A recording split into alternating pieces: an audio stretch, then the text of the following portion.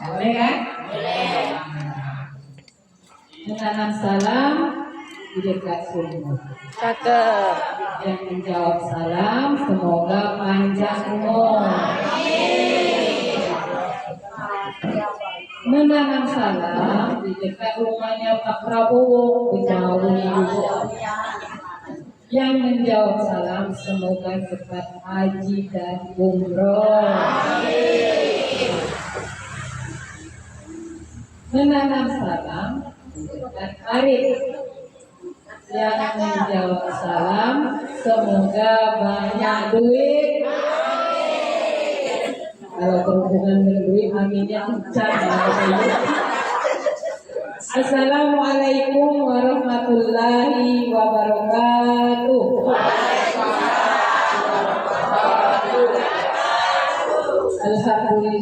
Alhamdulillahirabbil alamin. Izin berdiri bagi nasmani wala umurul dunya batin. Wassalatu wassalamu ala asyrofil anbiya'i wal mursalin wa ala alihi wa sahbihi rasulillahi ajmain. Yang saya hormati Ibu Kepala Sekolah Lansia Desa Lokasi Baru, Ibu Siti Khadijah, dan yang saya hormati Ibu Staf dari PLKB Kecamatan Khairul Kuyukan, Ibu Imi,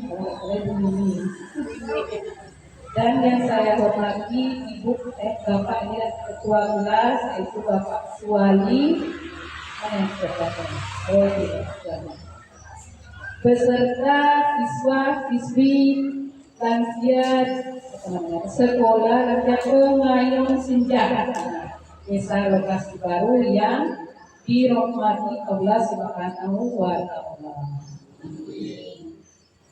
Puji syukur atas karya Allah Subhanahu wa Ta'ala yang mana telah membawa kita ke sini dalam acara kegiatan sekolah lansia dalam keadaan alhamdulillah sehat.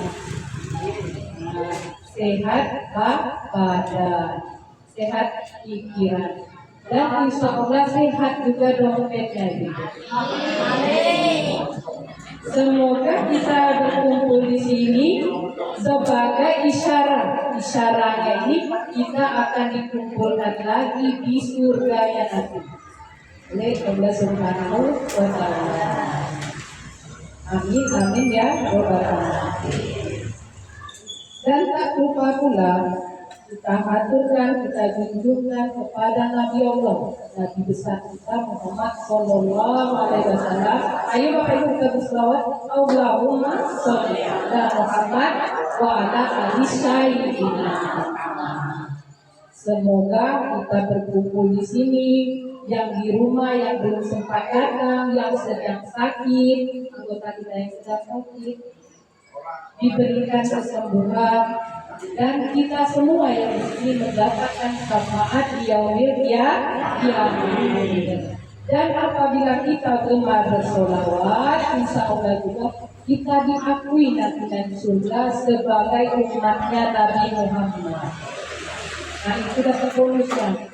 Nanti kita kalau kita gemar bersolawat di surga, kita akan dekat dengan Nabi Muhammad. Bisa kita di sebelah Nabi Muhammad, sebelah kiri, ataupun kita bisa di sebelah kanannya sebagai pelindung kita.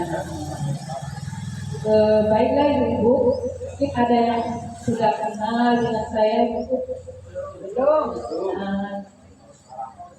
Baiklah, saya akan memperkenalkan diri. Nama saya Lili Suryani. Ya terserah Ibu mau panggil Lili boleh, mau panggil Ani boleh, mau panggil Suri juga boleh. Kalau Ani takutnya Roma Irama. Ani aja. Saya tidak datang sendiri, di sini saya ditemani oleh sebelah saya ini. Ini masih muda ya. Dia nggak mau kalau dipanggil Ibu lagi. Nah, ini namanya Pak Nikman Rohman. Ini berasal dari orang Jawa ini. Kalau bahasa Jawa, Jawa mana? Nah, dia nanti mungkin masih mau juga mengisi sebagai narasumber. Nah, selanjutnya yaitu pekerjaan. Pekerjaan saya adalah sebagai penyuluh agama Islam. Nah, di KUA Kecamatan Air Periukan. Jadi kerjaan kami berdua ini Ibu sebagai penyuluh. Jadi tugasnya itu di lapangan, Bapak Ibu. Bukan lapangan voli, bukan, Ibu. Juga bukan lapangan sepak bola kaki. Tapi maksudnya ini di lapangan kadang kami ke majelis taklim, kadang kami ke TPI, kadang kami ke sekolah mengadakan kegiatan. Dan sekarang ini di tengah-tengah masyarakat yang disebut dengan lintas sektoral, kami juga mengadakan juga kunjungan untuk penyuluhan. Nah, selanjutnya apalagi alamat yang dulu. Nah, tempat tinggal saya yaitu di Desa Gunung Agung, Kecamatan Lubuk Sandi, Kabupaten Seloma. Masih daerah kabupaten belum keluar kabupaten. Kalau fenomenalnya itu Gunung Agung itu orang menyebutnya Desa Kembang Tanjung. Jadi saya bingung nggak ada kembang desa itu, mungkin kembang desa maksudnya gitu. Jadi Bapak Ibu, saya tinggal di Desa Kembang Tanjung. Jadi kalau ibu-ibu kebetulan lewat pas depan rumah saya atau di Kembang Tanjung Jabbar. Jadi boleh ibu mampir-mampir ke rumah saya. Insya Allah nanti ada solusinya ibu. Atau ibu-ibu nanti lagi perjalanan jauh, ibu-ibu merasa haus atau lapar, boleh ke rumah saya. Nanti ada solusinya. Jangan aja kalau Bapak Ibu mau ke rumah mau minjam duit, takutnya tidak ada solusi. Jadi pintu rumah saya Bapak Ibu terbuka untuk ibu-ibu semua. Rumah saya sebelah kanan dari sini yang ada tulisannya itu besar CPA Musik katanya. Jadi itu musik ya. Jadi kalau ibu-ibu ada yang kakak cucu atau anak boleh hubungi saya ibu. Kalian promosi namanya ini. Nah, boleh hubungi saya. Nanti saya diskon. Nah, apalagi status saya tentunya dengan forum saya seperti saya sudah menikah. Dan alhamdulillah saya kaya ibu. Tapi saya dengan anak. Anak saya ada 3. Kalau suami jadilah saya 1. Gak mampu saya kan mampu. Jangan sampai. Ya. Jadi itulah mungkin perkenalan, nanti akan dilanjutkan perkenalan sama Pak. Nah. Jadi ibu-ibu sekalian, hari ini adalah kegiatan penyuluhan lansia. Penyuluhan lansia. Biasanya kan ibu-ibu di sini periksa kesehatan kan ibu-ibu. Ya. Cek kolesterol, cek tensi darah, asam urat. Tapi kali ini, setiap sebulan sekali ini, sebulan sekali ini, ibu-ibu ada penyegaran, ada plusnya. Yaitu penyuluhan lansia untuk pada aspek keagamaan. Jadi kita tidak memikirkan kesehatan, tapi juga pada kedepannya. Jadi yang di sini kita tekankan adalah penyakitnya lain ini ibu. Penyakitnya adalah penyakit hati. Apa kira-kira penyakit hati? Nah, penyakit hati ini kadang-kadang sulit sekali untuk kita sembuhkan. Bahkan ada yang sampai mati nggak sembuh-sembuh. Apa misalnya ibu? Telat sholat. Itu penyakit hati. Nah, terlambat sholat itu juga penyakit hati. Apalagi kira-kira? Telat sholat, terus meninggalkan sholat dan tidak sholat, itu namanya apa? Hatinya mati. Mau ghibah, mau apa lagi, itu semuanya adalah penyakit hati yang tidak bisa diperiksakan dengan ibu Siti sama kawan-kawan. Nah, itu saya. Jadi di sini sebagai lansia yang cerdas, ibu-ibu semua sini cerdas, semangat, dan dengan dia-dianya itu sangat semangat sekali ibu. Jadi dengan sebagai walaupun umur usia kita sudah 50 ini kan ibu-ibu, 50 ke atas, tapi kita tetap semangat, kita tetap cerdas. Sudah dikatakannya Yoyo tadi. Apa sebenarnya apa kriteria dari lansia cerdas itu? Nah, kriteria dari lansia cerdas itu yang pertama sering mengingat kematian dan siap untuk menghadapinya. Terkadang kita sering mengingat kematian, tapi kita tidak siap untuk mati. Tua 70 tahun, kita ingat mati, pergi ke tempat orang meninggal, kita takziah di kuburan, misalnya kita takziah di rumah orang meninggal, tapi kita tidak siap untuk mati. Jadi terkadang ibu-ibu kita bangun tidur masih terdengar bangun tidur deng-deng, masih kita melihat jam dinding. Terkadang kita ada kalanya bangun tidur kita masih melihat istri kita ada, cucu kita ada, suami kita masih ada, dan ada kalanya kita bangun tidur masih juga melihat handphone, masih bisa melihat handphone. Dan ada kalanya kita bangun tidur hanya mendengarkan mendengarkan suara. Apa suaranya ibu-ibu? Marabuka. Tahu marabuka itu? Kiblat kita. Itu kan ada kalanya. Jadi kita harus siap ini. Harus siap. Jadi kita jangan terkejut. Kullu nafsin dha'iqatul maut. Setiap yang bernyawa pasti akan mati. Jadi jangan terkejut kalau seandainya kita mati nantinya. Nah, siap karena ibu-ibu, bapak ibu katakan ada kalanya kita lagi enak-enaknya beribadah lah tuh.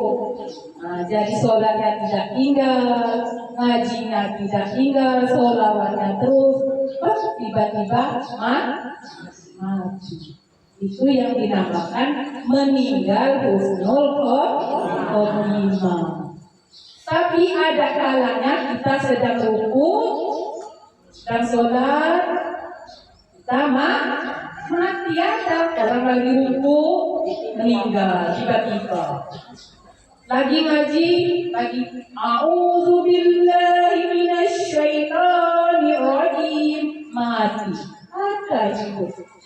Atau lagi di majelis taklim, lagi membaca selawat, Allahumma sholli sholatan, mati. Ada orang seperti itu. Itu yang disebut dengan mati syahid, mati di jalan Allah. Hadiahnya apa kira-kira kalau mati syahid? Beda dengan husnul khotimah. Karena tingkatannya kalau mati syahid itu lebih tinggi dari husnul khotimah. Hadiahnya adalah surga. Nah ibu, kalau seandainya kita lagi pegel, lagi tidak enak badan, dompet kita kosong, tetap kerjakan sholat. Walaupun kita tidak punya uang atau lagi menipis, tetap jangan tinggalkan sholat. Karena Bapak Ibu, kita tidak tahu. Aku malas sholat lagi sedikit pinggang. Kita tinggal ke sholat pas mati, akhirnya tinggal. Misalnya mau ke sholat asar, sakit pinggang akhirnya kita sholat asar besok sakit minyak pinggang, tidak juga dibaca. Nah pas itu mati, jadi tinggal sholatnya. Jadi usahakan tidak meninggalkan sholat. Itu kriteria lansia cerdas yang pertama. Yang kedua kriterianya adalah tidak berkeluh kesah, tetapi gunakanlah dengan rasa syukur dan sabar. Jadi usia kita ini dari 50 ke atas, yang keluh kesah itu buang jauh-jauh. Gimana tempat kita berkeluh kesah? Tapi berkeluh kesahlah kepada Allah. mau meneteskan air mata, mau menangis, mau ini bertubi-tubi, tapi mengadulah kepada Allah. Kepada Allah. Kalau kita mengadukan, misal mengadu dengan Ibu Siti kan, Bu, saya ini sakit kepala. Saat kemarin itu saya ini jatuh dan bla panjang 5 menit. Apa kata Ibu Siti? Tunggu aja Bu di sana. Kalau kita mengadu kepada manusia, yang ada kita disuruh oleh dokter, disuruh nunggu di luar. Gak mau dokter kita mendengarkan kita cerita kita yang panjang lebar mengadu kesah kita di rumah. Apalagi seandainya Bapak Ibu kita bercerita dengan sesama manusia, dengan tetangga. Kita bercerita dengan tetangga kita, dengan teman kita. Terus teman kita bercerita lagi dengan teman-teman mereka. Yang A sampai ke lain ke B, yang B-nya sampai ke C, malah sampai ke Z katanya. Udah berubah.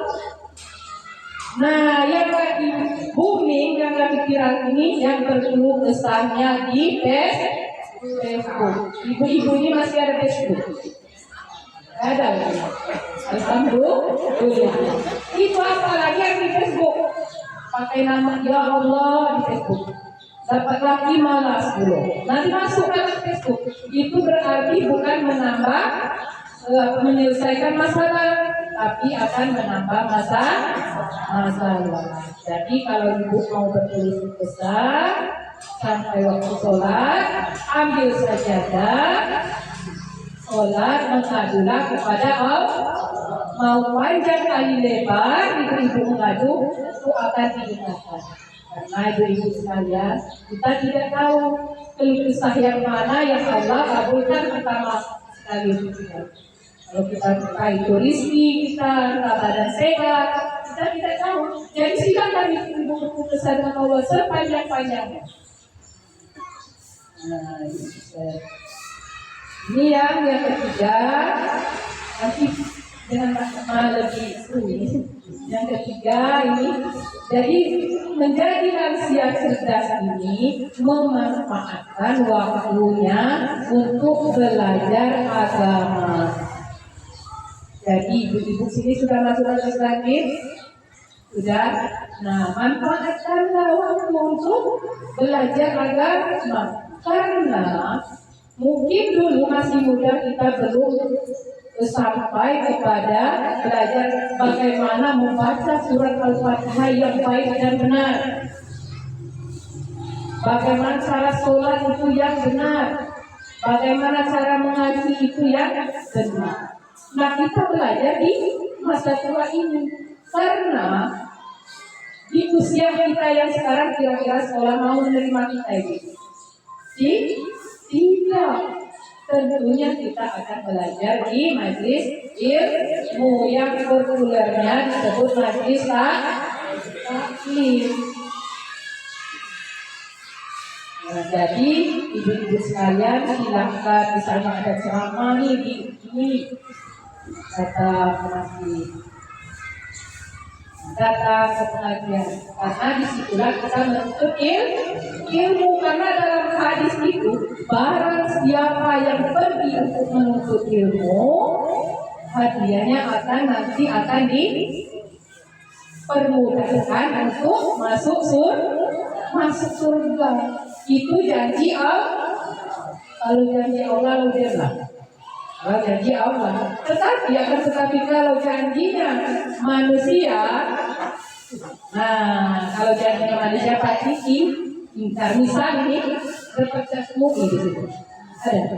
Nah misal ini kan, pecah ini diutang kan, kalau orang bayar dulu utangnya berapa? Ya besok bayar. Entah besok-besoknya, entah besok tahun depan atau bulan depan kan. Itu kalau janjinya manusia. Karena janji manusia itu sangat-sangat diragukan, lain dengan janji Allah. Nah, itu. Jadi ini yang terakhir. Yang terakhir ini sebagai lansia yang cerdas, tidak makan dan membeli barang yang berlebihan. Jadi di usia kita yang 50 tahun ke atas ini kan otot-otot kita sudah lemah, tulang sudah lemah, mudah terserang penyakit. Kita kalau kita makan banyak itu berdampak pada kesehatan. Jadi di usia kita berbanyaklah untuk berpuasa. Puasa itu 40 ke atas. Silakan ibu-ibu berpuasa sunnah, banyak-banyak berpuasa. Karena itu tadi, kalau masih muda makan gulai nangka, buah piring lontong habis. Kalau sekarang Bapak Ibu gulai nangka sama lontong kuahnya aja bisa menyebabkan lambung di usia kecil, kuahnya aja di usia kita sudah kena lambung. Apalagi kalau makan petai, ibu bapak-bapak kalau masih muda mungkin sehingga bisa tingkat. Tapi kalau sekarang coba ibu sakit ini, sakit itu, kolesterol tinggi itu menandakan berarti kita sudah tua, berarti tidak usah makan berlebihan. Nah, jengkol juga ini lagi musim bu. Begitu juga dengan pakaian, dengan membeli barang, misalnya ada tas bagus mau beli lagi, beli baju lagi, beli jilbab lagi, beli lipstiknya mau 5 warna, awal dua kan? Mungkin bapak-bapak nih ada pancing nggak beli lagi pancing, koleksi pancing. Kalau sudah tua kita gunakan membeli yang bermanfaat, karena nanti akan dipertanggungjawabkan di akhirat. Jilbab sudah 5, ibu itu kejabatannya sudah 1 mau nambah lagi, kejabatan sudah bayar. Warna hitam yang bayar, terus lagi yang keluaran baru kecamatan yang bulan terlihat di kecamatan. Jadilah 3. Terus ada lagi model baru yang bening yang mau nak beli 5 kacamata di rumah. Terus pas kita beli yang 5 kacamata itu ada 1 kacamata yang tidak kita pakai lagi, berserakan di rumah. Tidak kita pakai, tidak juga kita sedekahkan. Jadi kacamata ini nanti di akhirat akan menuntut, mempertanyakan. Kita harus mempertanggungjawabkan. Jadi ibu-ibu sekalian, di usia kita yang memang tidak muda lagi, stop makan berlebihan ataupun membeli barang-barang yang kurang bermanfaat. Belilah yang kira-kira bermanfaat untuk kita, seperti misalnya kan. Misalnya sebenarnya ada souvenir gitu, nanti tidak. Nanti kan kalau jumlah lagi habis. Jadi ibu ini hanya itu ada sedikit pesan untuk ibu ini. Tetap saya mengatakan ibu, carilah ibadah itu ibadah yang simpel, tetapi manfaatnya, pahalanya besar. Walaupun sedikit, tapi secara kontinu atau terus menerus. Misalnya ibu sedekah 1.000, tapi kalau kita tiap hari sedekah 1.000, nah itu namanya ibadah tadi. Sama dengan orang sedekahnya berjuta-juta, tapi orang berjuta itu sedekahnya ibu belum sejuta selesai ya sedekahnya. Tapi kalau kita walaupun 500.000 masuk sedekah, tapi tiap hari sedekah. Ini aku niat 1.000 mau sedekah subuh. Siangnya baru masjid dikasihkan, tapi niat tadi sedekah subuh. Berzikir, udah mandi, bapak ibu udah mandi, udah balik dari nyada sare, duduk-duduk di depan sambil ngopi, berzikir, aku cukup itu kalau berdiri. Terus kita sudah 2 kali berzikir. Terus mengaji, walaupun hanya Alif, lam, mim. Bisa. Selesai. Tiga dulu. Ya, baru alif, lam, mim. Itu sudah dapat 30 baik lagi ibu. Alif 10, mim 10 dan lam 10 sudah gitu. Apalagi kalau ibu bacanya semua ini. Jadi walaupun ibu baca alif lam mim, ingat itu dulu.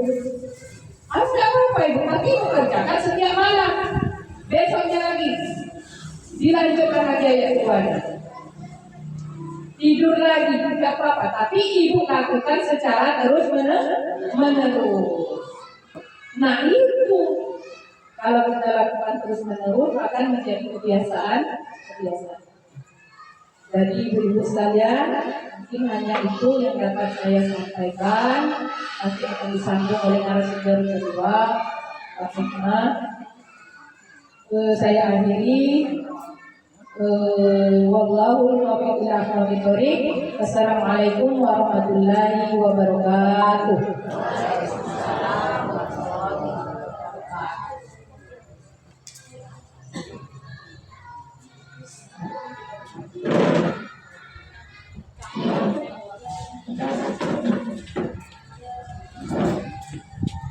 Ntar ya yuk.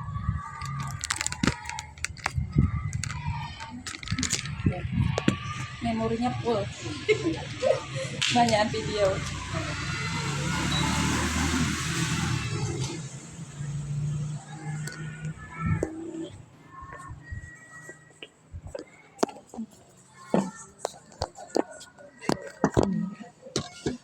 Kan mau Bu?